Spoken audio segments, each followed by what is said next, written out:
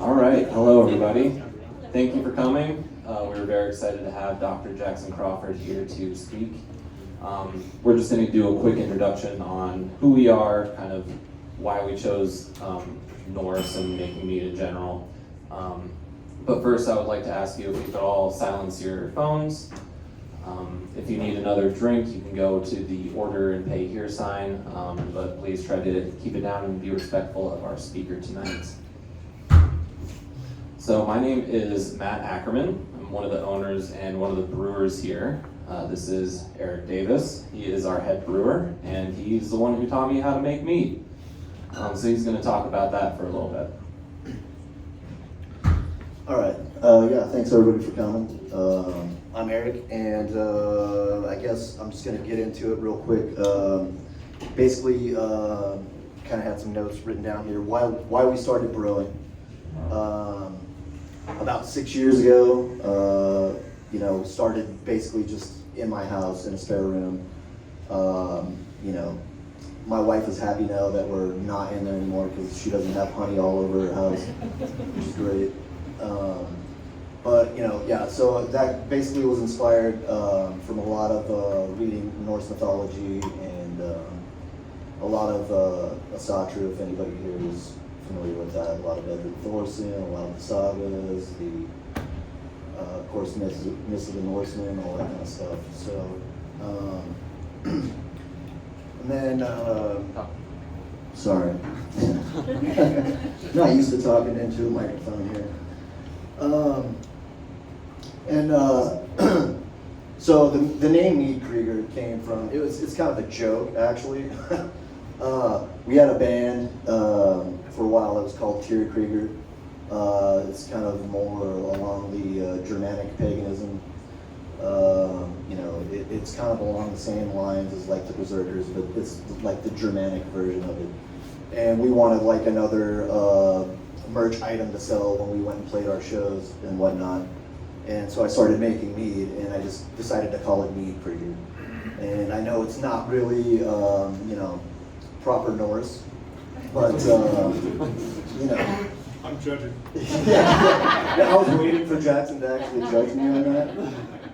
And that's why I wanted to clarify, because it isn't exactly Norse, but it is kind of, it's in a tongue-in-cheek kind of way, so, which is very consistent with the Norse way.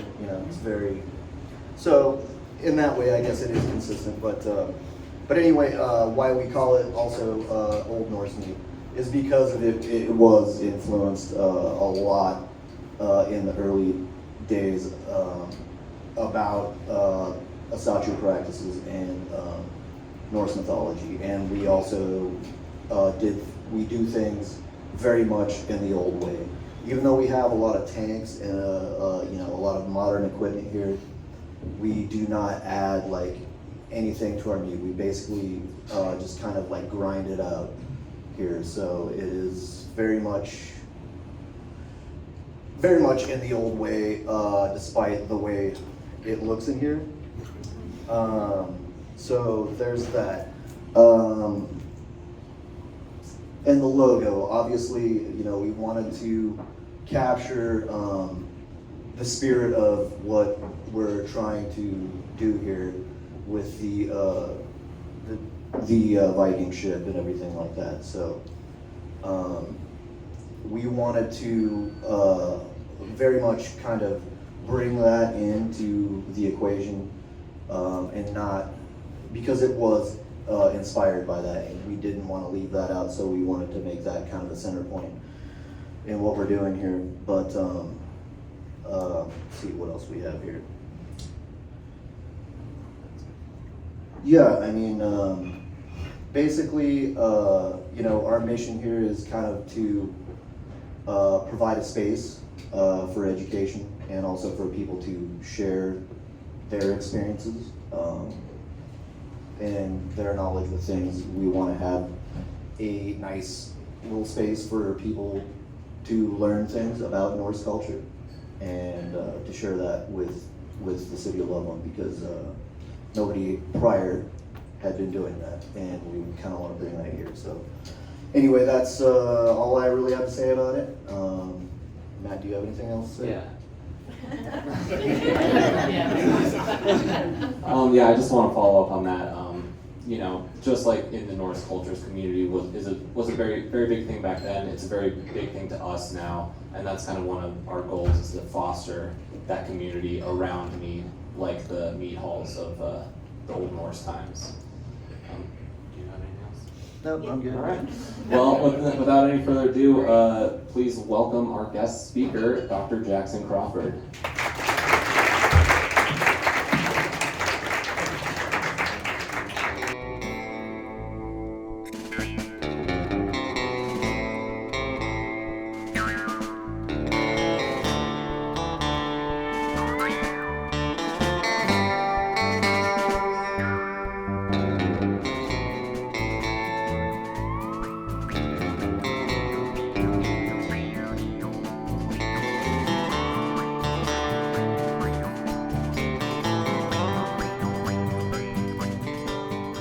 I start this video by thanking my Patreon supporters who help make it possible for me to make a living teaching subjects of my expertise in the world's most beautiful places, and to everyone who buys my books.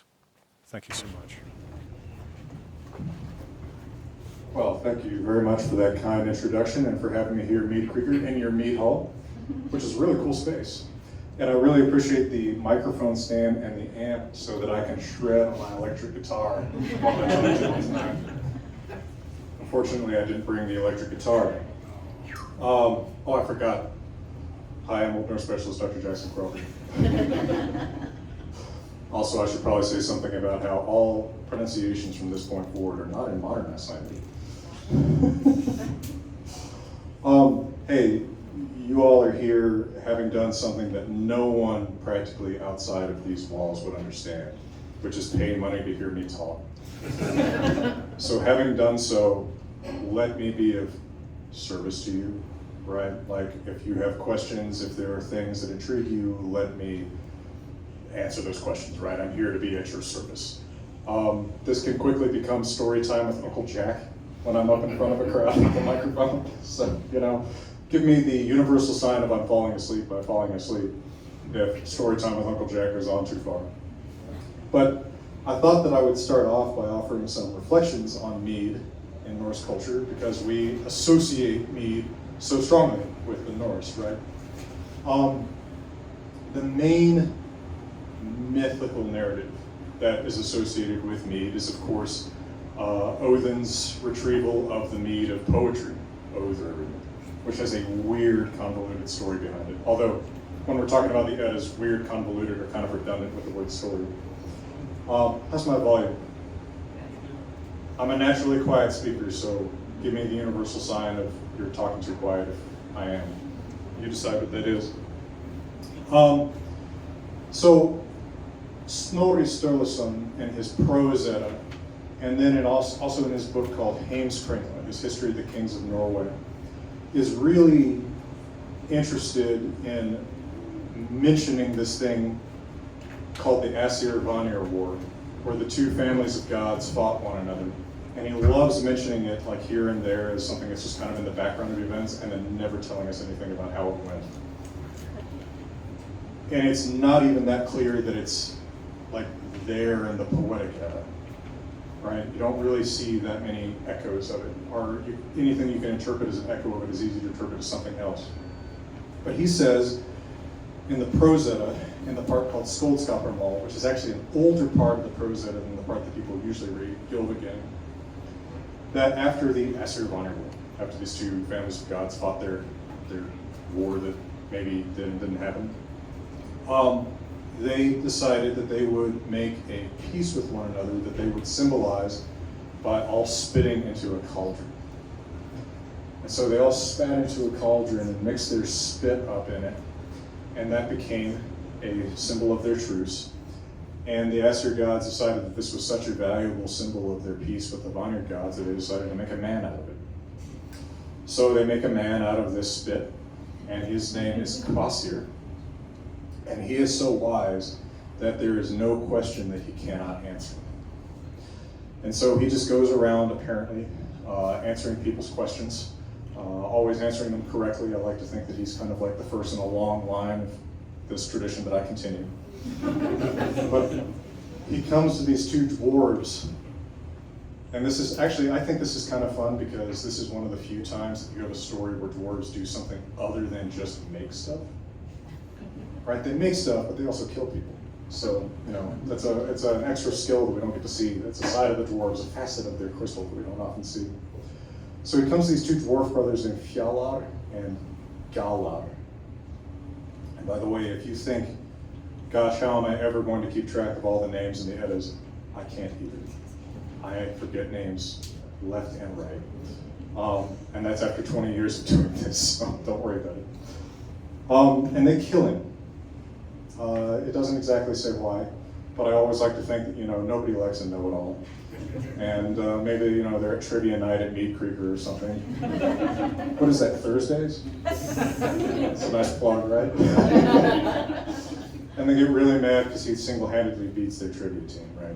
They probably have a dumb name for the tribute team too, and some extra ornery about it. So they kill him, and they decide to, for whatever reason, bleed him. And they bleed him into 3 barrels. And they mix the blood with honey. And of course, this is the mead that is going to become Óðrerir, the mead of poetry. So then there's a whole convoluted side note sort of thing here where they kill this guy whose name I cannot remember, see? That happens. And then they kill his wife because she comes looking for him. They drop a millstone on her or something. You always get the impression when you get these stories with really specific elements like that this had to have been developed further somewhere. Right? It's like, why a millstone? Why are they named so specifically? Like, why does the story like stop and kind of dwell on this? There has to be something else here that just isn't recorded that was its own, you know, minor saga.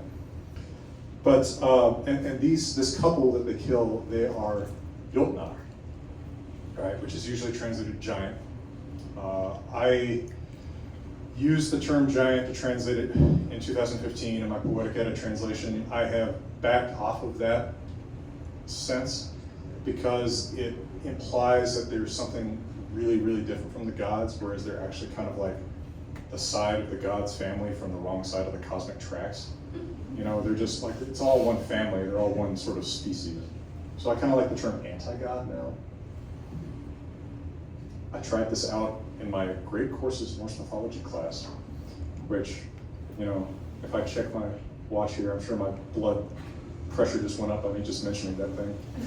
But anyway, so they're anti-gods. So the dwarves kill this anti-god and his wife, and then their son, whose name is actually worth remembering, this guy Suttungr, comes and he wants to avenge his parents, so he ties the 2 dwarves up at low tide out in the ocean with their heads just above the water level. I'm not from the ocean, I'm from here, so I don't know if there's some special word to this. And as the tide comes in, is that the word for when it gets higher? Okay, again, not from, from here, not from the ocean. It drowns, it threatens to drown them. And so they say, hey, you know, in our culture, it is possible to pay a price, like literally pay a price for someone that you've killed. What price would you take? Would you accept this magical mead that we made from this know-it-all guy that the gods made? And he says, yeah, sure. So he accepts that. And that's his weird guild, if you want to use the old English word for his parents' deaths. So he doesn't seem to drink it, but he decides to put it in this mountain that I can't remember the name of for some reason, Nitsbjörg. It's kind of cool. And he tells his daughter Gunnlod to guard it. All right, we get so far. Questions, comments, complaints, manifestos. I haven't gotten many manifestos since I taught at Berkeley, but I keep expecting one. It happened. So Odin, right, the god so obsessed with wisdom, hears about this mead that anyone who drinks it will become At one point it says a poet or a wise man, but it seems like its basic point is it makes you a poet. He hears about this and he decides he's got to get it. And it's always fascinating to me the way that myth logic works, right? Because it's basically dream logic. If he's a god who can turn into things, kind of go anywhere, why doesn't he just turn into a bird, fly to where it is in this cave in this mountain, ignore the woman who's guarding it entirely, and just leave with it? But no, he's got a plan. And it's like, it really is dream logic, right? Like this is, it's the example I would always use with students was, you know, it's like when you have a dream that you're being chased by a monster on campus. And it has the head of a particular professor named, but it does in my nightmares. You're being chased by this monster on campus and you're passing all of these buildings that you could run into, but you're trying to get to your vehicle, right? It's dream logic. You're being sort of railroaded into a plot. So Odin, being a god, unusually is extremely subject to these railroading plots. It's almost like there's, I hate to tell you what a nerd I am. Well, you know what a nerd I am, is what I'm talking about. But it's almost like Odin has a dungeon master who is just hell-bent on getting him to this one scenario that he's got planned, you know? And it's like, no, you cannot take this fork in the road. You got to take this one, or this path on the fork. So the god Odin hears about this, decides he wants it, and he goes down to, I guess they're in Jotunheim, although it's never actually clarified exactly what realm this occurs in. Often they just forget to specify that. And he decides to disguise himself. Now, if you've ever seen Gandalf, or I mean, a lot of y'all are into this anyway, you know what Odin looks like, right? He's Gandalf with one eye, right? He's an old man dressed in gray with a long beard and a wide-brimmed hat, often a staff or a spear. And of course, he disguises himself all the time as an old man with one eye, dressed in gray, a wide-brimmed hat and a long beard, and somehow nobody recognizes him. So he disguises himself as himself and goes down to, I guess, Jotunheim, and he gives his name. I always love this. This is actually my favorite of his names he uses in disguise. He calls himself Bolberker, evildoer. It's just like, you know. One day I'm going to name a cat that or something. But it's just like, I just don't know how that conversation goes, right? You know, hey, I'm Jackson, I'm evildoer. What's up, evildoer? So, disguised as evildoer, he passes 9 men working in a field. And they're working with scythes, and their scythes are getting worn down from all the cutting that they're doing. And he walks up to him and he says, hey, I have this whetstone that's particularly good. It'll really sharpen your scythes up nice. And so he sharpens up their scythes and they say, oh wow, you know, our scythes have never been sharper. It's the most I've ever said the word scythe. The plural scythes. And they say, hey, can we buy that whetstone from you? And he says, sure, whoever can catch it when it comes to the ground can have it. And he throws it up in the air and they all kill each other with scythes because, you know, they all want the whetstone. And so it falls back into his hand, and he's got 9 more men in Valhalla. Killed themselves fighting, right? It's a nice little deal. And it turns out these men worked for an anti-god gentleman named Baugi, who is Suttungur's brother. Right, so Suttunger's the one who's got the Mead in the cave being guarded by his daughter. So this is the uncle of the Mead guardian. So again, not straightforward. But he says, so you know, he stops at this guy's house, says, hey, can I stay the night? The guy, Baugi, says, oh, you know, hospitality is a central tenet of our culture. Just like the concept of weird we all mentioned earlier. And says, yeah, of course, stay the night. And he says, you know, I just recently lost 9 employees. By the way, 9, right, very significant number. It comes up again and again and again. And Odin says, well, you know what? I believe I could do the work of about 9 men for you this summer. And Baugi says, oh, that's great. You know, I don't know what to pay you, though. And he says, I tell you what, get your brother to get me a drink of that Óðrerir stuff. And he says, well, it's not mine. You know, he says, well, put in a good word for him. Right? Why he doesn't do this to Suttungr directly, who knows? Myth logic. So he does the work of 9 men for the summer, and at the end of the summer, he says, all right, now you got to fulfill your end of the deal. We got to go to Suttinger and see if he'll give me some of that mead. So they go to Suttinger and they say, hey, can this guy have some mead? And he says, no. Plot foiled. So instead, they go to the base of the mountain where the cave is, where the girl is who has the mead, and they start drilling a hole so that they can get to the cave. Could they enter the cave normally? Maybe. I don't know. But they end up digging this kind of a tunnel, but I guess this is a really long, narrow drill because it's not wide enough for them to get into. So Odin turns into a snake. Why didn't he do that before? I don't know. But he turns into a snake to go through the hole. And meanwhile, Baugi starts stabbing into the tunnel with the drill. And he's changed his mind about it, so he's trying to hurt it now. Now Odin knows he can't go back that way. And he gets up into the cave, and he assumes human form, and you have to believe that it's probably not his standard Gandalf form at this point, because he says to Gunnlod, the guardian of the mead, hey, I want to drink this mead in these 3 barrels. And she says, well, okay, you can have 3 drinks, 1 for each night that you sleep with me. So, rare example in myth of the woman being the one who asked for this deal. Right, because you have lots of examples in all kinds of myths of men asking for sex in exchange for something. Very rare. I think it's kind of interesting. So maybe she's just, I don't know, Gandalf's are just her type. But what would that be? Like, you see all those bumper stickers that say sapiosexual. What's like Gandalf sexual? Is that like wizard sexual? But at the end of these 3 nights, he says, all right, I need my 3 drinks. So he takes each barrel in turn and just drains it. So he's full of mead. Then he turns into an eagle and he flies away. Again, this could have been a much shorter story. Turn into an eagle, fly in, drink it, and fly out.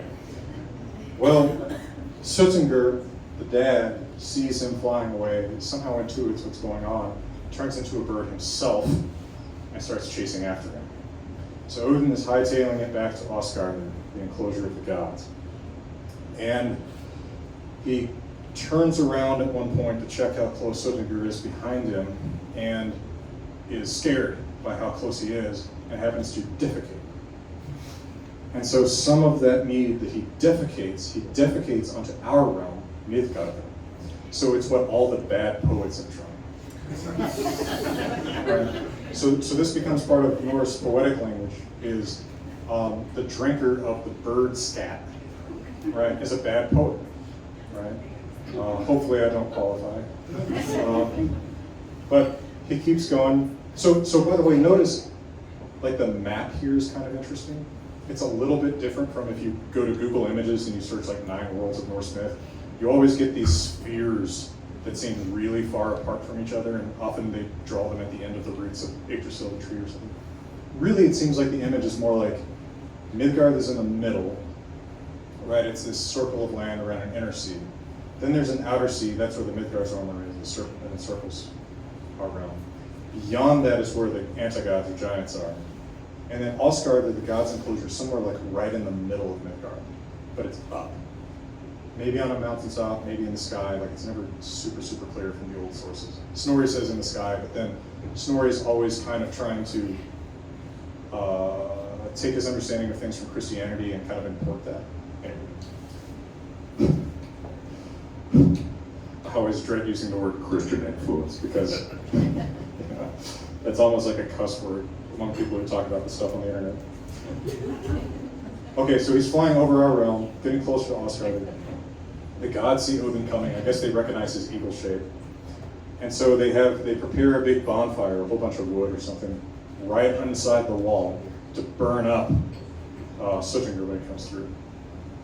So Odin flies over, they set fire to the wood, Suttinger flies over it, and he burns up. Or he starts burning up and they kill him and gets down to the ground. Which, by the way, I think is the only example I can find of the gods deliberately killing somebody inside their enclosure. If you've read Other parts of the Prose Edda, it's a huge plot point often that they can't kill inside that enclosure. That's why they keep Fenrir alive. That's why they don't kill Loki right away after he's facilitated, to use a nice word, the death of Baldur. So I think it's kind of interesting. Maybe it doesn't apply to birds. Or to people who are currently birds, in Suttinger's case. But that is the tale of Odin fetching the Mead, as told in Snorri's Prose Edda. Now, if you have read Havamal and the Poetic Edda, also the #1 word that people like to complain about my pronunciation of, I know it's Havamal in modern Icelandic. I speak modern Icelandic. Go to hell, commenters. But in Havamal, Odin actually tells the story too, but he tells it a little bit differently. Tiny little differences. Like he says, for example, that he burrowed out of the cave with the drill, which is kind of interesting. So how exactly did he get home? And also in the version in Havamal, Suttinger doesn't get killed because Suttinger comes to Asgardir later and asks about where is Evildoer, right? This guy betrayed my daughter. And the implication, I think, and a lot of people have said this for like 2 centuries of commentary about Havamal, is that in this version, he must have promised to marry her. And that's why the dad is showing up and saying, like, you betrayed, you did something truly dishonorable to my daughter here. But that also is the source of one of my very favorite quotes in Havamal as far as Odin's character goes, which is when Odin himself says, I think that Odin swore an oath to him, but who can trust Odin? It's like, yeah. That's about right for this character.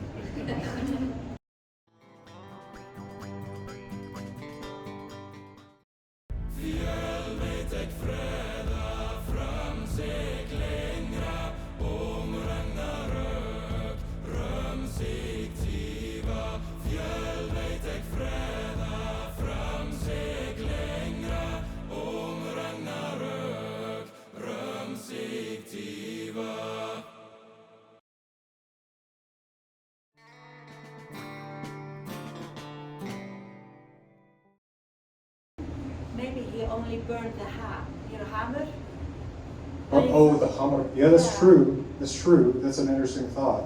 Because they often do talk about when they change shapes, or especially when they put on bird shapes, they put on the hammer, which is skin, basically, right, or pelt. Yeah, it's possible. Although Snorri talks about Suttinger's being dead after that. Certainly the Havamal version could be something like that, but it doesn't seem like they ever turned into birds in the Havamal version. There's something really different going on there. And I think it's a neat reminder of the fact that probably, any given event that lots of people have witnessed, 10 years later, they're all going to tell a slightly different story. It has to be the same with these stories. And we know it was, but we so often just had that one version. With the Mead of Poetry story, we do have 2. Well, we have Snorri's version, which is actually kind of long, and we have the Havamal version, which we have to kind of guess about, but it's still 2 versions. And it's a reminder that probably all these stories have alternate versions of each are just totally 100% lost. And the reason he didn't fly up was because he didn't want to be seen by the bag. Maybe, sure. I think using the word "the reason he" Oh, sorry. and myth is really, really tough. Because again, it always seems like there's a railroad, right? I'm just guessing. No. I appreciate, but like students would do this all the time. They're like, I think I see the reason. Like, okay. I think I am free of reason. Right. It's like that Buddha poster that says, let that shit go. Right? So that's what I've done as far as the reasoning behind any storyline. I have lots of examples of these railroad plots if you want to hear them go. Because it's not just Norse myth, right? It's all over the world. It's like the thing that I think separates myth from 20th or 21st century fantasy, is that myth on a fundamental level that you can't, that's super, super hard to imitate. Just making it up doesn't make sense, right? Like, I'll just briefly tell you one of my very favorite versions of this. From outside Norse myth, just to show you how universal this is. This is a Nez Perce story from around Idaho about Stellar's jay, right? This beautiful dark blue jays, Rockies. He falls in love with this this woman in this camp, which, okay, we're already at an illogical step. Why is a bird falling in love with a woman? But he thinks, she'll never love me because I have thin little bird legs. So he goes into so next illogical step. Why are the legs the only hang-up? I see other complications here. But he goes down to a mud bank and he rolls up these shapely man legs. Please don't isolate me saying that, because I don't really know what those look like. But then he puts these legs on them, and he strolls up to her tent in the night, and he sticks a leg in. And she's apparently intrigued, so she follows this pair of legs into the darkness, and they get across a river, and on the other side of the river he says, "Oh, yeah, actually that does happen. Thank you for reminding me. Do you know this story? I do not know this story. Thank you for reminding me of the detail. I think I forgot that yesterday. The legs fall off in the river, that's right. And so on the other side of the river, she's like, oh, you don't have shapely man legs. But he says, yeah, but you came across the river, now you have to marry me. This stuff is truly universal in terms of just how, I like these stories, but you can't make it up. It's just like when people try to make a bad movie. You know what I mean? It's like when Tommy Wiseau says, oh yeah, the road was intended to be. No, it wasn't. No, it wasn't. It's like, you absolutely thought this was a masterpiece. But who could imitate it? Right? Same thing with myth, I think. Questions, remarks, criticisms, complaints, manifestos.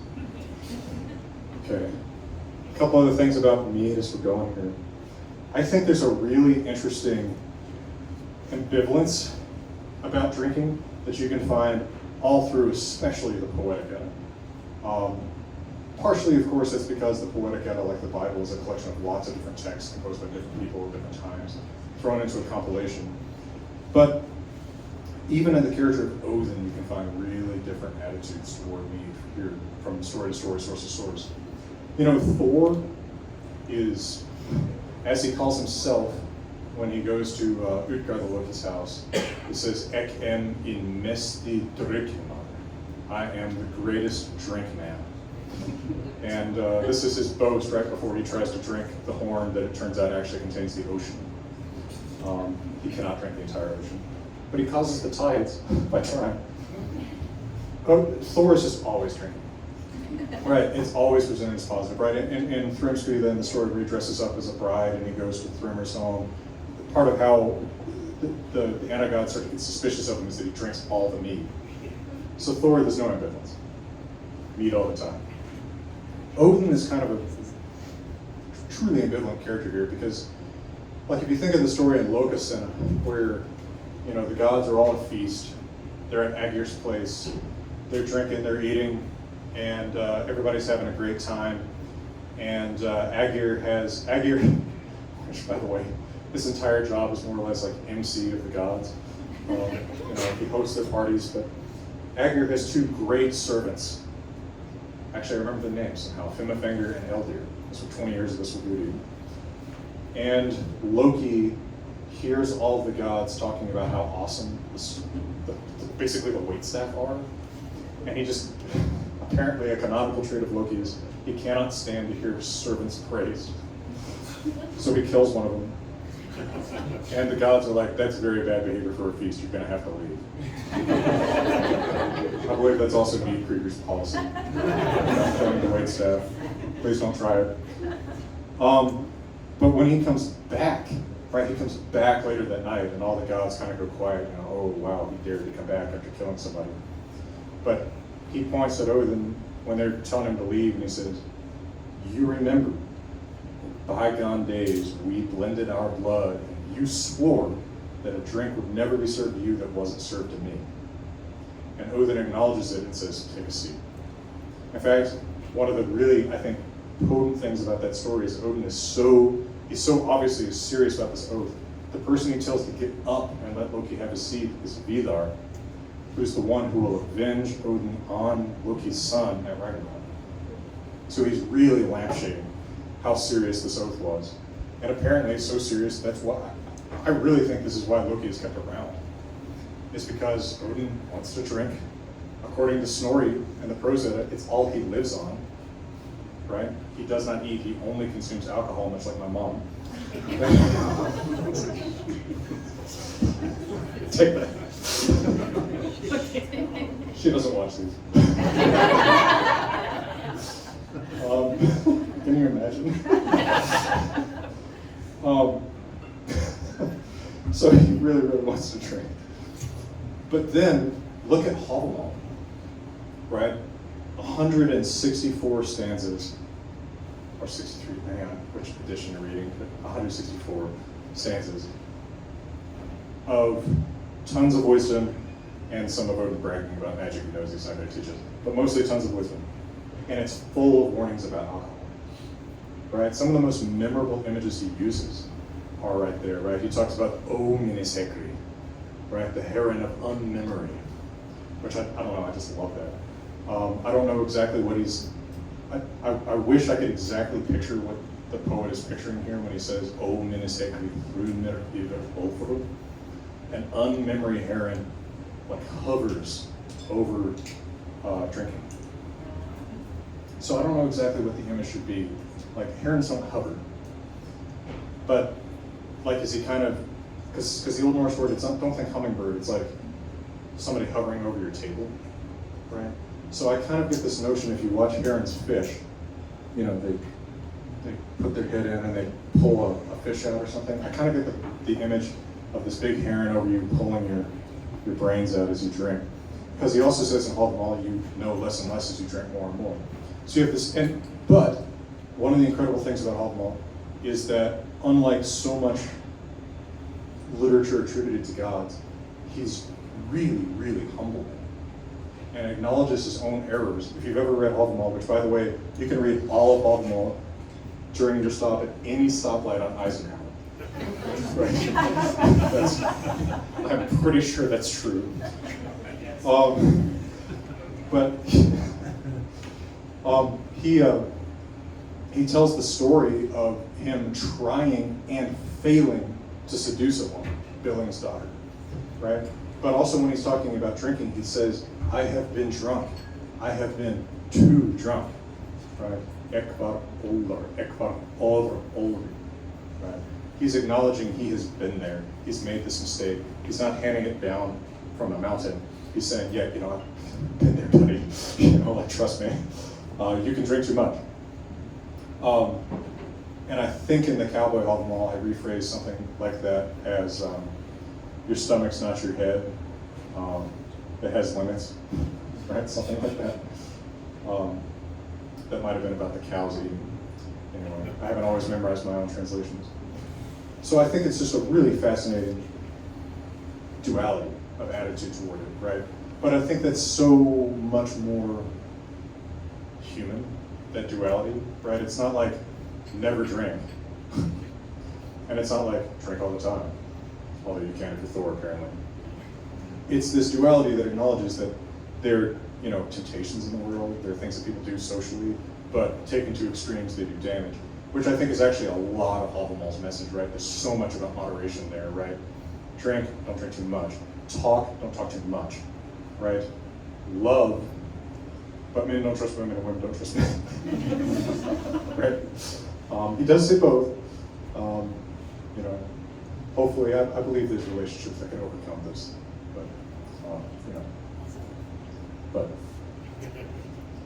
got lost for a moment there. I just had a really good vacation. So anyway, I think that duality is really fascinating. And it's kind of there all over the place if you read through the sagas, because so often, just like in something like a Western, problems start when people are drunk, right? But at the same time, people get together and they have a good time, and what is there? Mead. So it giveth and it taketh away, which maybe isn't the right message for me to enjoy Meadkrieger in moderation. Sounds like I'm in a world's most interesting man commercial. All right, questions, comments, criticisms, complaints. You have to have manifestos for me by now. Yeah, Eisenhower does stop. 100%. So I like to say, see what you think of this theory. I like to say Longmont has the worst drivers in Colorado, and Loveland has the worst roads. So, in hell, all the Longmont drivers are on Eisenhower, and you're stuck behind the one who drives like 40 and a 65. And passing you on the right are all the like Cummins diesel trucks going 90. And you can't get into that lane forever. Yeah. That's my vision of hell. H-E-L-L. H-E-L is cool. But seriously, comments, criticisms, complaints, questions. So get me on a thread. I'll give you story time if you want it. I have no idea what amount of time we said we were going to be here, but I'm in it.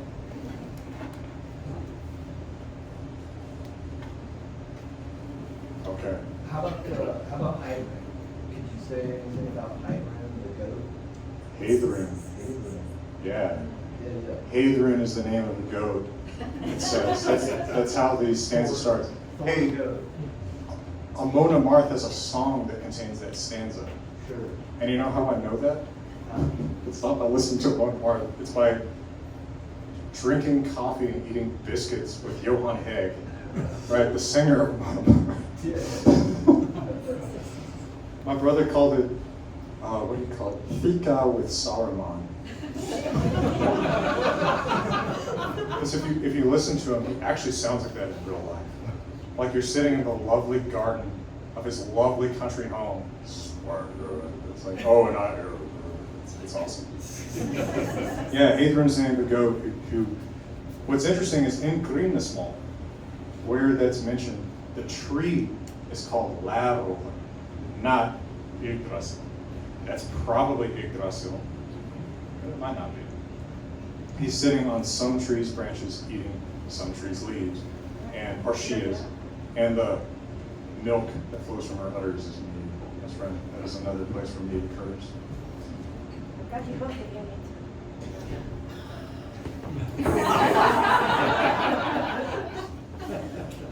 I was just saying earlier, I seldom even have copies of these, because typically when I get them, I wind up giving them away. So I just read them on my phone. I have the entire Codex Regius of the Poetic on my phone. You did a lovely job. I appreciate it. Poetic. So this is the main source of, well, there's two main sources of Norse myth that survive to today. Both books written in the 1200s in Iceland, called the Poetic and the Prose. The Prose is by a guy named Snorri Sturluson. The Poetic is a compilation of poems that probably originate in earlier centuries, but then get written down in the 1200s. So it's a little bit closer probably to the pre-Christian shape of the tradition. It's a very good book. Touched. It also includes Cowboy Hall, which is kind of fun. Hold on, this shouldn't take me. Yeah, there's a goat named Óðrerir who stands on Odin's hall and gnaws the limbs of the tree Loveland. That goat fills Valhalla's cups with bright mead from her udders, and that drink will never diminish.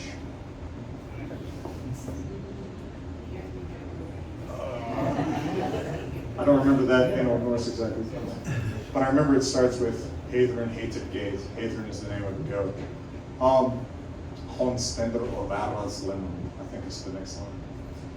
But that's also brought up in the Prose Edda when, so if you read the Prose Edda, it starts off with Gylfaginning, which is where this guy named Gylfi is asking questions of high, just as high, and third, right, where like Odin is a trinity.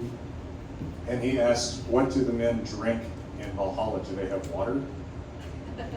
And one of Odin's trinity members is, what are you talking about? You think the gods serve water? No, not at all. They have mead, and then Snorri quotes that stanza from Grímnismál. So that's all, this is often what Snorri is doing, right? He's taking quotes and he's kind of like clarifying them. Usually from poems that we know, sometimes from poems that we don't know. But speaking of mead versus water or versus other drinks, this is a huge deal in the sagas because, of course, there's kind of like a ranking of what you serve guests, right? So whenever it would come to story time with Uncle Jack in one of my Sagas classes, I would always have characters say, hospitality is a central tenet of our culture, just to remind students of that. Well, hospitality is a central tenet of our culture. And you're supposed to offer guests a bed, something to eat, and something to drink. But these drinks are kind of ranked, right? Water is pretty low. Right? If that's all you've got, it's all you've got, but you're not anything in society, right? Milk, okay. You know, beer, okay. Mead is, of course, the top flight thing. So I remember there's a story where Egill, Skallagrim's son, comes to a farm in what's now Värmland, Sweden. And you know, it's late at night, there's a bad storm outside, and he says, hey, can I stay the night? You know, just whatever farmhouse it comes to. And you know, the man says, oh yeah, come on inside, we'll feed you and give you stuff to drink. And Egill sits down at the table, they serve him some simple meal, and then they bring him, I don't think it's milk, I think it's actually whey, right? Which seems to be like lower than milk somehow. We want to drink it, but it's like, hey, this is all we have, sorry. And he says, oh no, it's okay, no problem. You know, I understand, it's all you've got, poor farmers. But as he's eating and drinking, the farmer's little girl runs up to him and like pulls at his leg or something, and it's like, come here. And she whispers in his ear, my dad totally has me.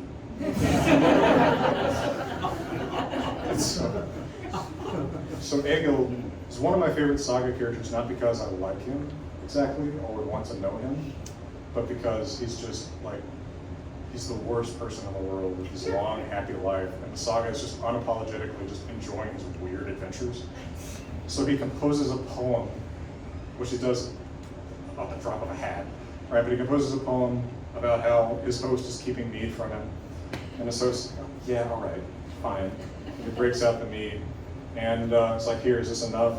And he'll just, you know, keeps knocking back everything he brings in. It's like, come on, bring it on, more of that.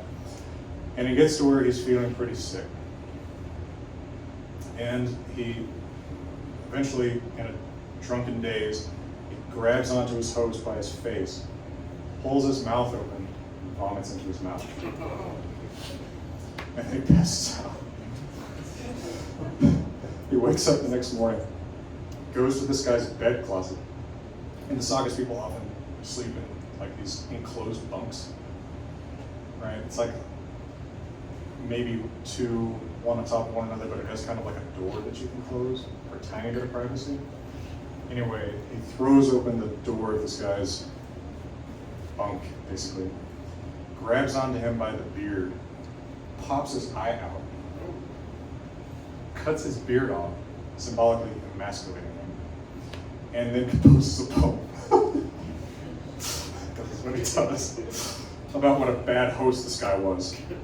And he says, I ought to kill you, but you know, you've got a little daughter, so yeah, I'll leave it at that. It's like, I just imagine the girl just sort of.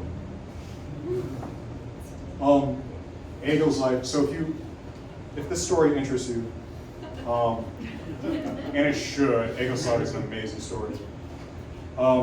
Bernard Scudder has translated it, and you can find it on its own as a standalone book, Egill Saga, E-G-I-L, Egill. It's also in the Big Penguin Sagas licensed book. Believe me, I don't get a kickback from Penguin for mentioning it. That is not my history with Penguin. But just so you know where to find the saga in English. It's a really fun story. It also includes, you know, one of the first things that ever happens to him, by the way. Now I'm on a Mead roll, which is good for me. When he's 3, back in Iceland, his dad and his older brother are about to go to a big party at like the next farm over. But it's Iceland, so the next farm over is across a river and across a volcano or whatever. And little 3-year-old Egill says, can I come, can I come? I say, no, you're way too much trouble when you're drunk.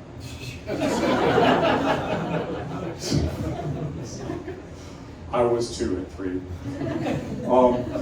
So like, we're leaving you behind. So Egill, you know, sits behind and, you know, probably crosses his arms and has the cloud of smoke above his head. As soon as they disappear behind the horizon, he grabs a donkey and rides after them, you know, braves the wilderness between these 2 farms. And shows up a little bit after his dad and his brother at this other farm. And I just love the image of this 3-year-old, you know, like pushing open the saloon doors, like bellying up to the bar. But, you know, the piano player stops as his spurs jingle. I'm mixing genres, but not too much, because the genres are pretty similar. He's like, hey, where's the meat? And he takes it, you know, he just empties this horn, and the host, oh, and then he composes a poem. He gets into this habit real early. Composes a poem about how good his host is. And his host says, oh, here's a nice duck egg as your reward for your fine poem. And then he composes a poem about the duck egg, and then drinks some more. Yeah, Egill's a fascinating character, but It doesn't do the poem about going on a Viking, you know, being in the front and being oh, that's when he's 7. That's Oh, after that's his when he's 7. that's after his first murders when he's 7. Right.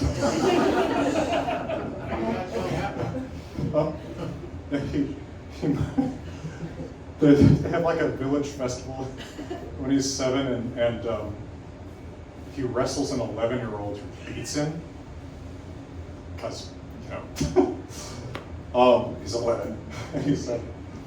And Egill goes up to this this neighbor guy who's kind of a troublemaker, and he's kind of pouting about how this other guy beat him. And the neighbor just kind of taps his axe and sort of leans it into Egill.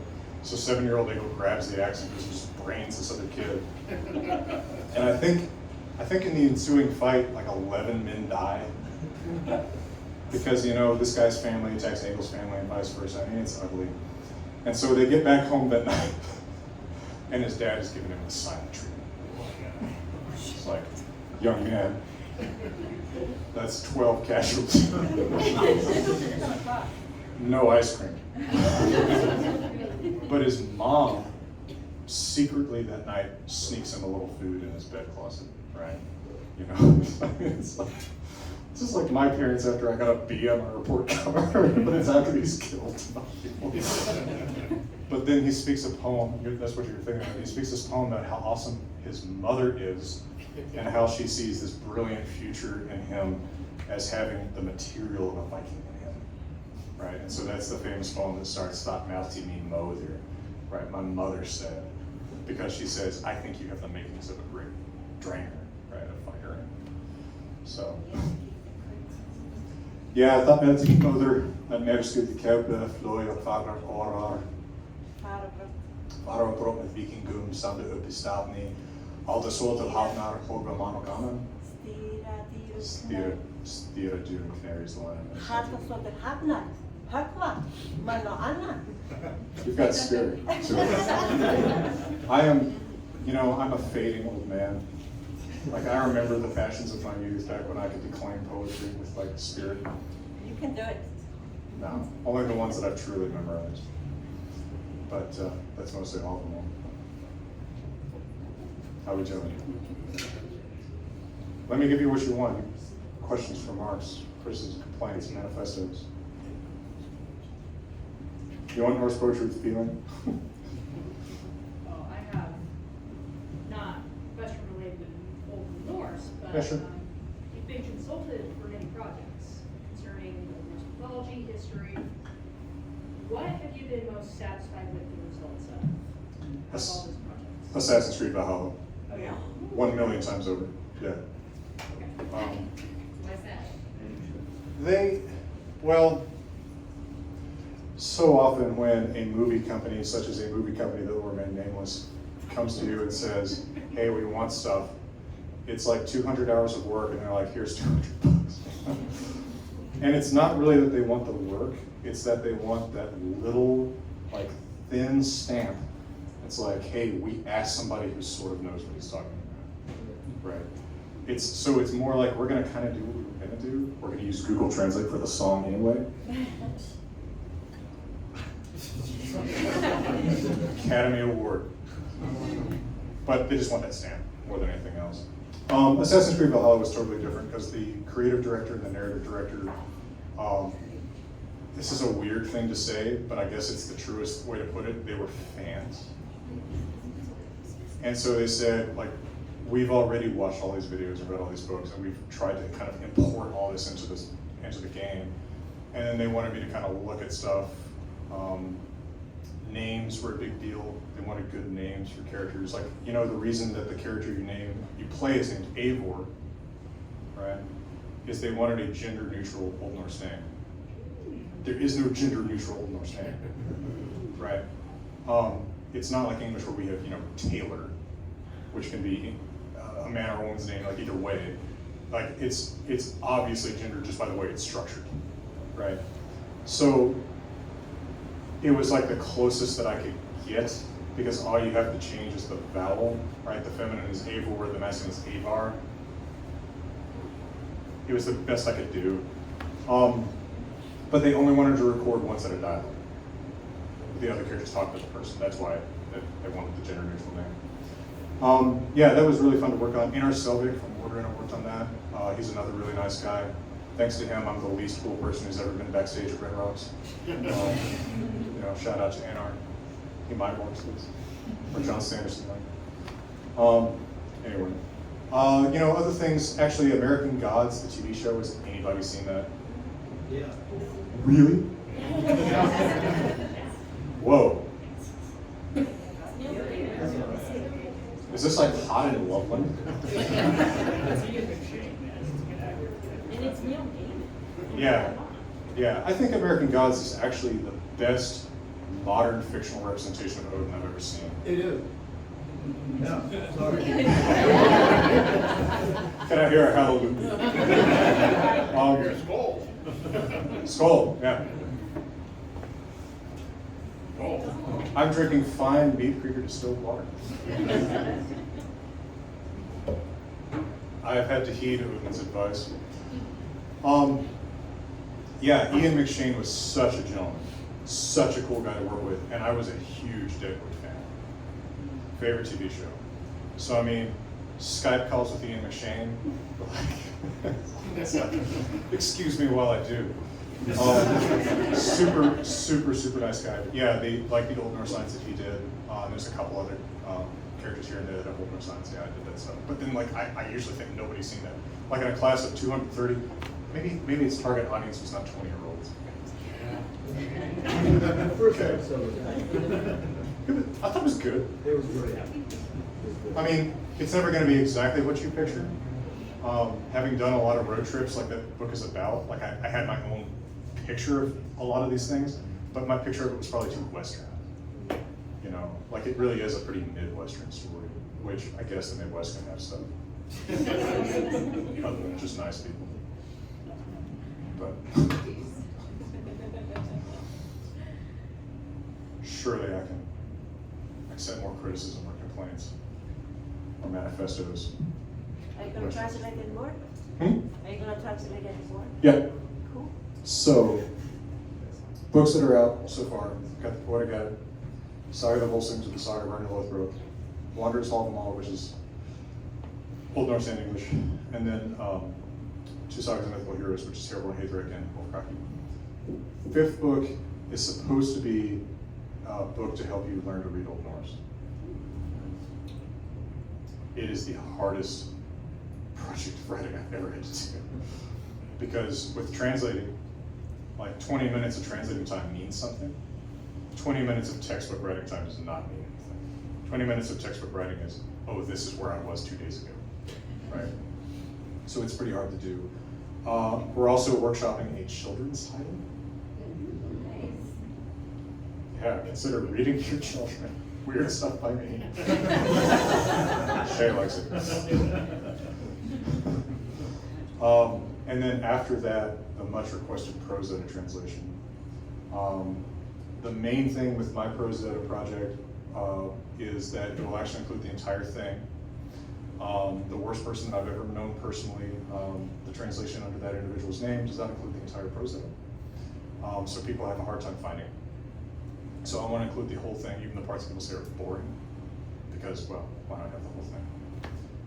It's also going to include Ynglinga's Saga, which is the part of Heimskringla, Snorri's other book, that talks about the stories of the gods, like the Assyrian and Vanir War and all this stuff that people think is in the prose edit, because people say Snorri says, but it's not in the prose edit. It's like, just put it in the same book. so that people can find it. After that, there's more stuff contracted, but that's probably going to take the 2020 or most of it. So, yeah. But I've always got stuff in the works. She could tell you. Questions, comments, criticisms, complaints, manifestos. Let me be useful to you. How did you come about this path to your career? People ask me this often. No offense, just that it's interesting to me. I wonder why people ask that so much. Can I ask you in turn what makes you wonder? It's just an interesting path to take. I'm just curious as to how you would, is it your personal history? Is it just something you became interested in? Well, I have zero Scandinavian heritage. My family's not at all Scandinavian. There's no Andersons back there. No Spencer, it's none of that. You know, I grew up in a cane, west of town, you know. And I was a huge dinosaur kid. So I would always be going down to Dinosaur Ridge and the Morrison Museum back when it sucked. Now it's awesome thanks to my best friend, Matthew Mossberg. It's another shot. I wanted to be a paleontologist, which Mossberg did become. And so my middle school actually offered Latin still, which was pretty rare. And I took Latin because the dinosaur names were in Latin. And so hearing Spanish all around me, I realized like this is like, you know, like right around when I was a kid, people were starting to talk about how birds were dinosaurs. And I said, oh, this is like how dinosaurs gave rise to birds, Latin gave rise to Spanish. And I got just obsessed for whatever reason as an early teenager with how language changed. So I would I'd have my grandma take me to Tattered Cover back when it was really cool. It's not as cool anymore. Now it's kind of a Barnes & Noble ripoff with a little more local flavor. But it used to be just stacks of these books, you know. So she'd take me down there and I would just, you know, go through the stacks looking for old language books. So I found Old English. I'm like, oh, so this is like the dinosaur to English's bird. And then in college, I was just interested in old languages, so my major was Greek and Latin. But while I was doing that, I was also just studying all the old languages I could find in the library. And I was writing these fan letters to linguists. Right? I was really obnoxious. I would just, you know, handwrite these stupid notes, like, hey, I really like old languages. Can you suggest some I should study?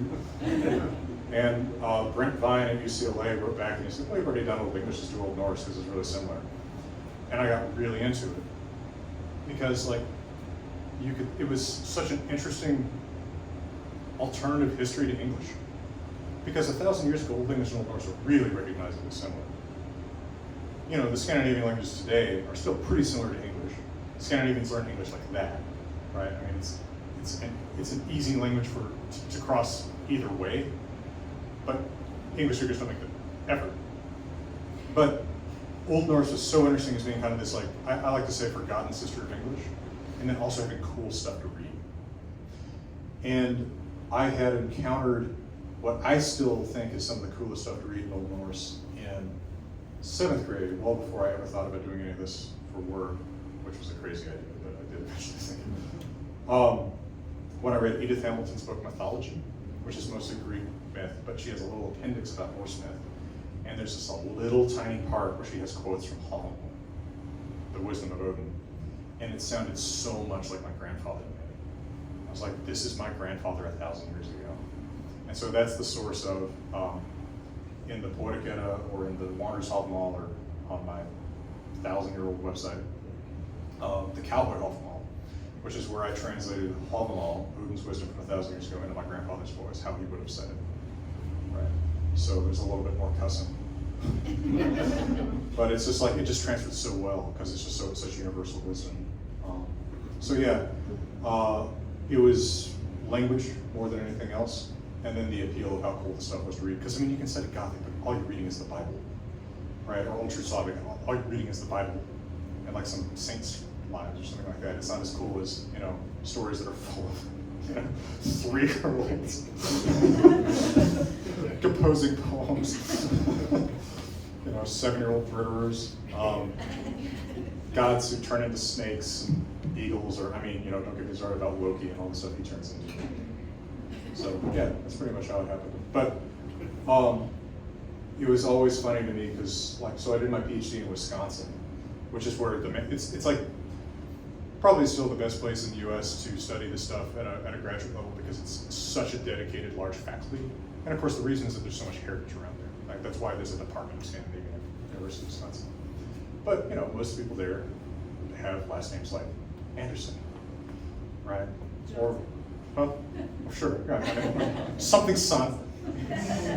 Now and then something doctor, you make the odds. But, you know, like, well, so what's your background here? You know, where'd you come from? It's like, no, you know, Colorado. It's like, oh, is your grandparents speak Swedish? Not a chance. It's like, sir. Deep cut. I want to first thank you and comment on how great it is about your extemporaneous translation of Old Norse text, and also particularly Beowulf that you've been doing on video lately. With Simon Roper? With Simon Roper. Thank you so much. That is such an effort. I mean, you know, it keeps my attention for a couple hours at a time because I got a dictionary and a Thank you so much. It is, I mean, a lot goes into that. But the key here is how do you go from being an historical linguist to being able to on the fly translate in front of a camera, in front of an audience. Yeah. Some of us have been trying for decades, right? Sure. I don't think I actually have much of a natural talent for languages. Seems like Yes, you do. No, I mean, I'm not. I'm trying to translate. You just do it fluently. It's so beautiful. I'm not trying to be like the pot up here saying, I'm white, the kettle's black. So to twist a weird. I don't know if that makes sense. I'm saying it's not so much like talent as effort, probably. there. And practice. I've been looking at these texts for so long. And Old Norse and Old English are similar enough. Like if you watch that extemporaneous translation act that Simon and I are going through, Yeah. very often I'm kind of like, what would this be in Old Norse? And that's what's getting me to the Old English. And sometimes I'm a little bit off because they can be a little bit different, but not super different. And I did actually study Old English first, but I've had such a more intense exposure to Old Norse by now that it's definitely like my dominant track, right? Mm-hmm. You know, before we do those videos, so for those of you who haven't seen us, Simon Roper, great YouTuber based in England, kind of does the equivalent of what I do, but with English as his focus. Really nice guy. He and I decided a few months ago that we were going to read all of Beowulf on YouTube. So we just open up the Old Norse, or Old English text, and just read it. So I have Kleber's edition, which is excellent. Kleber's 4th edition of Beowulf. It's actually revised all the way through by Björk and Folk. So it has a complete glossary. It has tons of notes. I read all of that for all the section that we're going to do beforehand. Like I'm not just looking at it. I'm not totally cold. And if there's a word that I know I'm not going to remember, I'm going to write it out in the margins.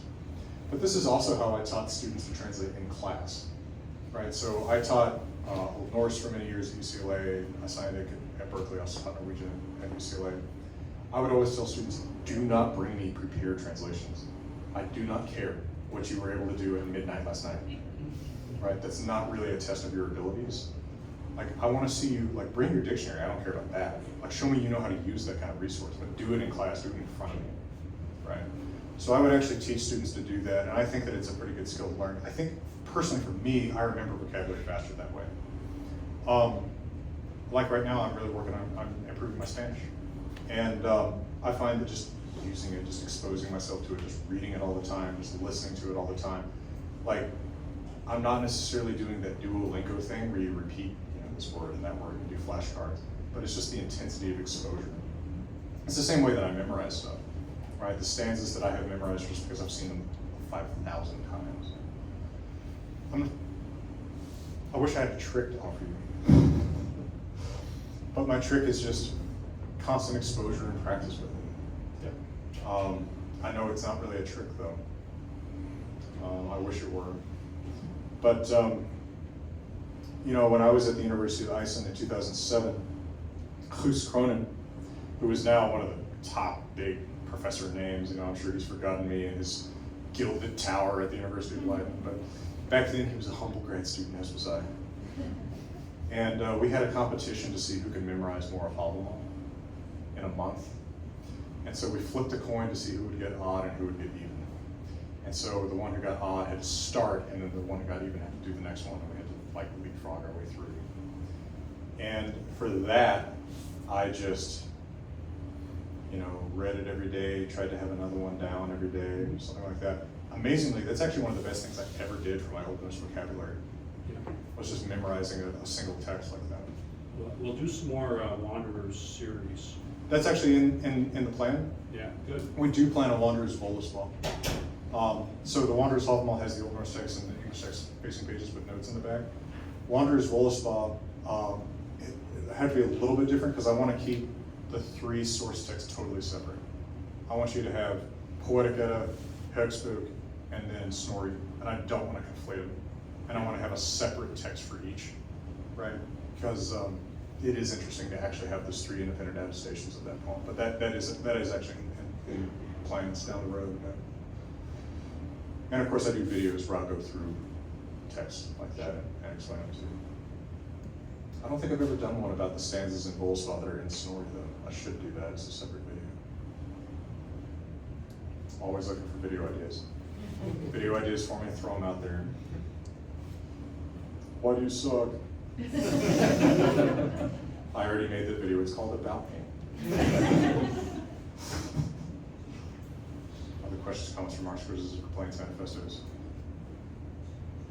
No, I know a lot of those like old texts are full of like metaphors and like multiple meanings and stuff. How do you kind of navigate like the literal meanings and the, like the metaphorical meanings? Sure. The hardest part is with the poetry where you have kinnings, right? So, well, actually, kinnings might not even be as hard as Haiti, right? Haiti, all the gods have so many names.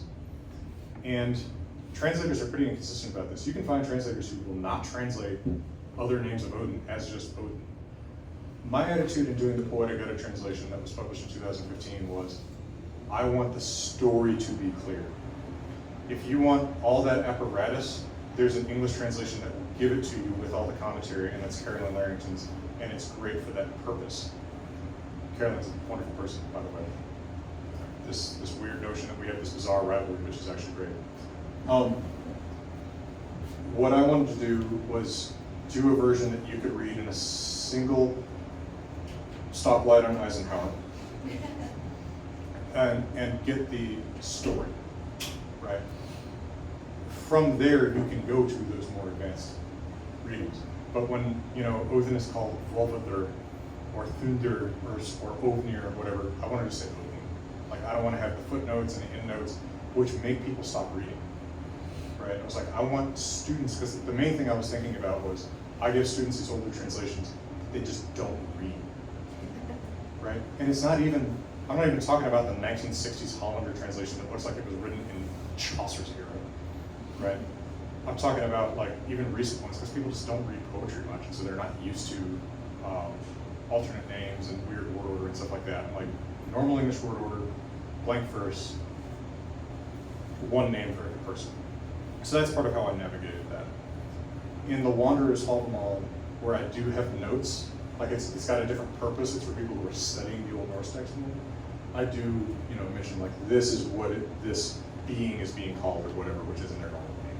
Like, you know, I'll highlight it there. This is actually going to be an interesting challenge when I get to the prose edit, or when I get to do more of the prose edit, because so much of the prose edit is Snorri explaining how this works.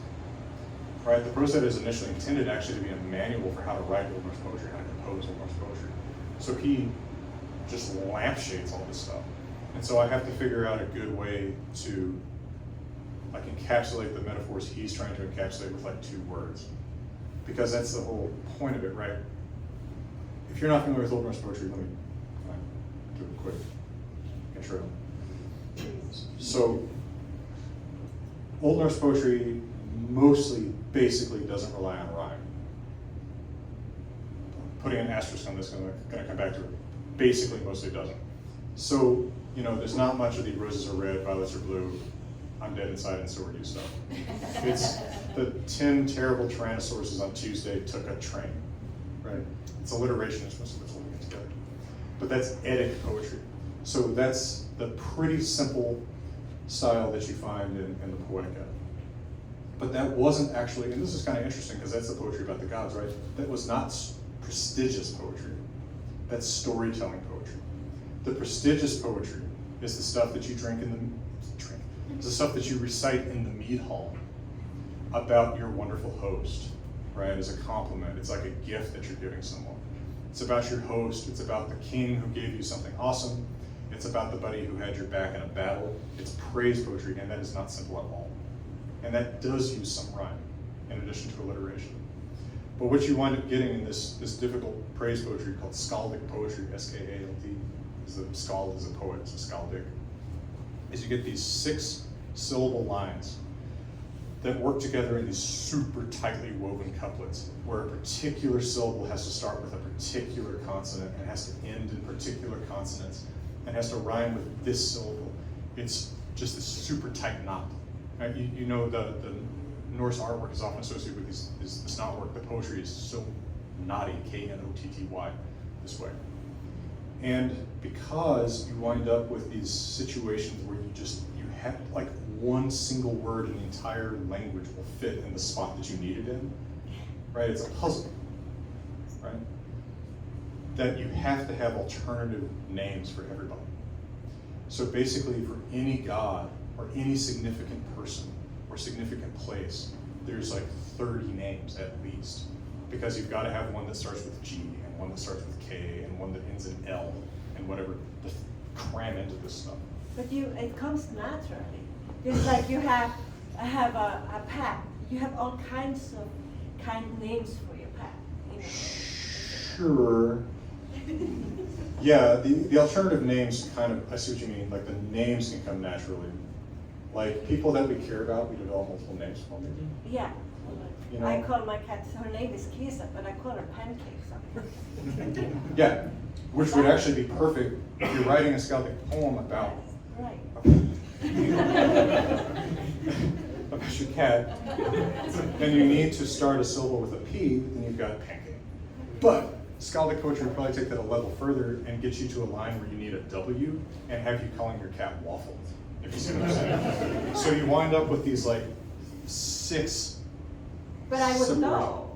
You would know with your audience, but that's part of what they do. So with the jam and Oh, you would know. It's kind of like Cockney rhyming poetry, right? I mean, the only example of which I know is from Ocean's 11. I'm in Blarney because Barney Rubble trouble. It's like that. Like you do sometimes get these like 6 degrees of separation of elusive heads. Again, that kind of thing. It actually doesn't happen much in the Poetic Edda because that poetry is so much simpler. But I'm going to sort of like smooth it over.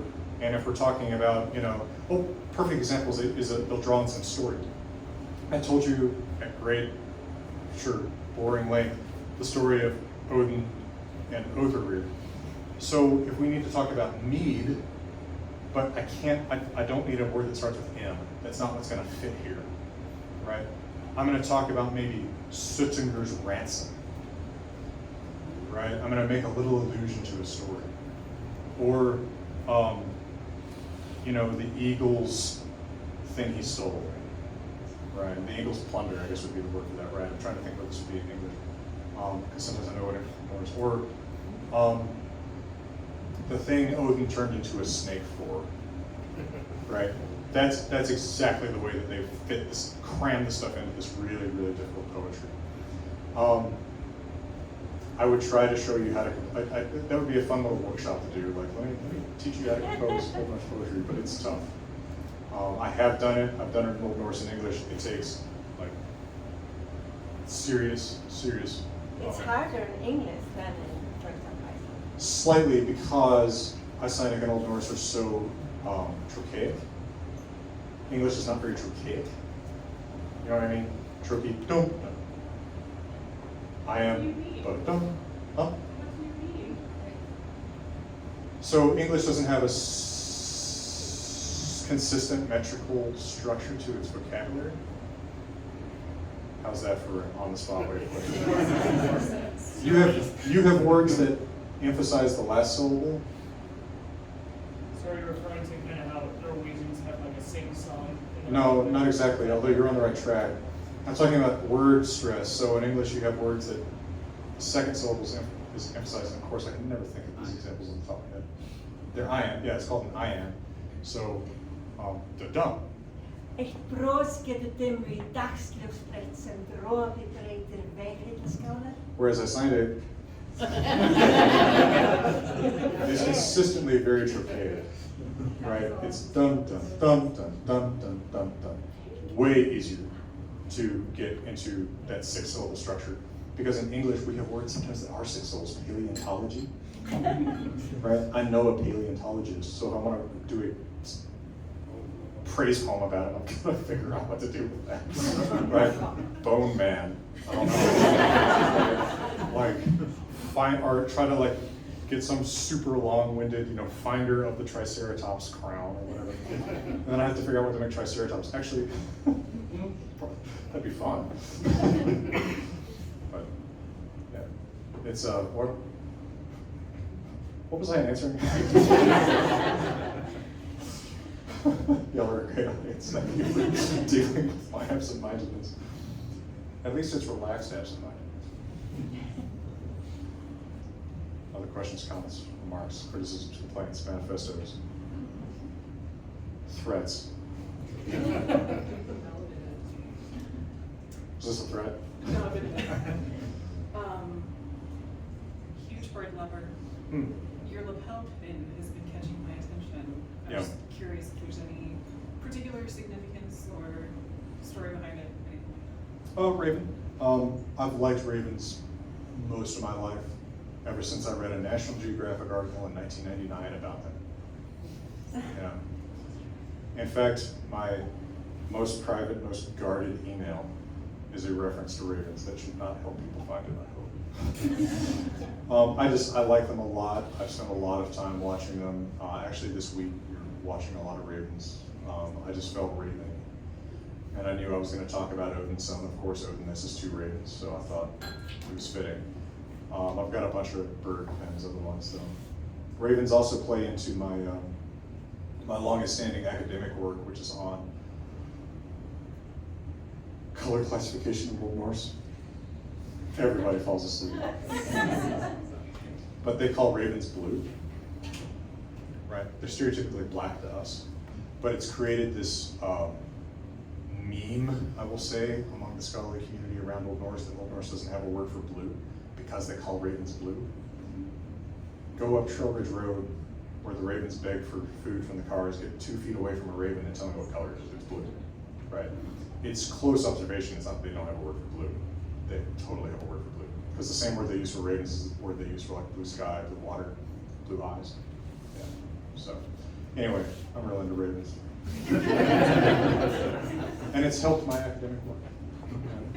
I even had a for my dissertation because actually my advisor struggled with this, and I had an artist in Vancouver who made these awesome.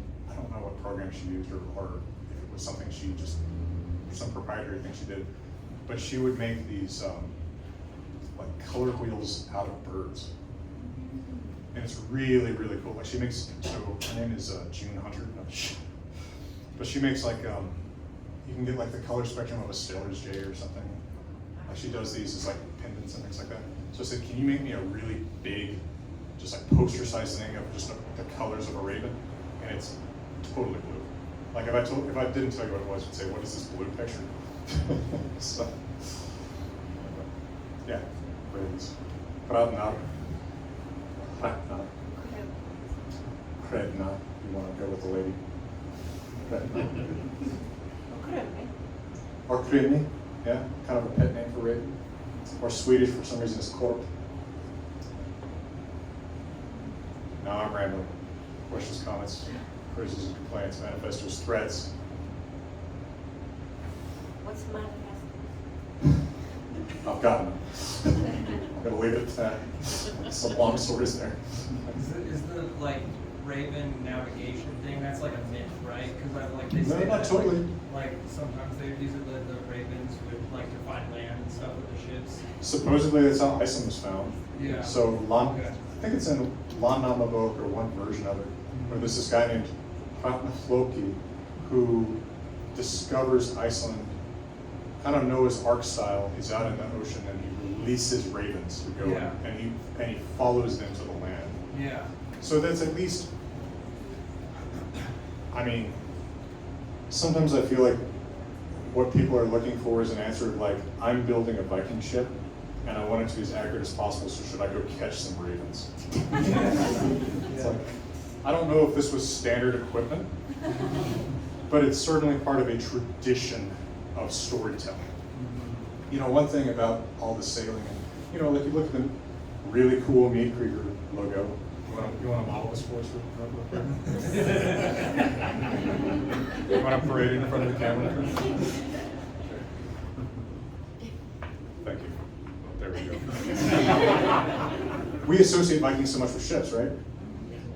You will not find a single like navigational chart or coherent description of how to get from place A to place B, or a description of how ships work in any of our literary sources, because it's not the same people who write that stuff, right? You know, if I write some ridiculous novel about sailors or something, actually, my friend Connor Listoka did write a book about sailors, knowing nothing about sailing. It's called Gone Whaling, it's another plug. It starts with a disclaimer, I know nothing about the sea. But it's a comedy, so it works. But like, I would know nothing about how people are navigating. And probably the same way, like the scribes, these are guys who spend all their lives like right around the monastery, probably. They don't know a thing about how ships work. Same way that I can ride a plane and I don't know a thing about how planes work, right? So it's kind of interesting that people often look for that. It's like, I don't really know what to tell you. I don't know much at all about the technical side of navigation, shipbuilding, whatever. Also, I've only seen an ocean when I worked close to one for a few years. So, and then I would always kind of look at it and say, that's weird. Water is not supposed to be bigger than, you know, like Echo Lake. Am I overrunning my time? I don't even know what my time is. We're about there, but. Okay.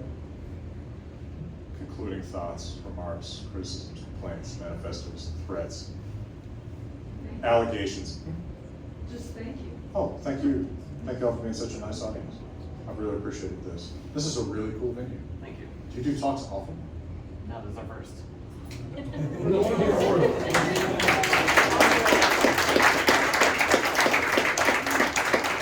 Well, a round of applause for Meadkrieger in that case.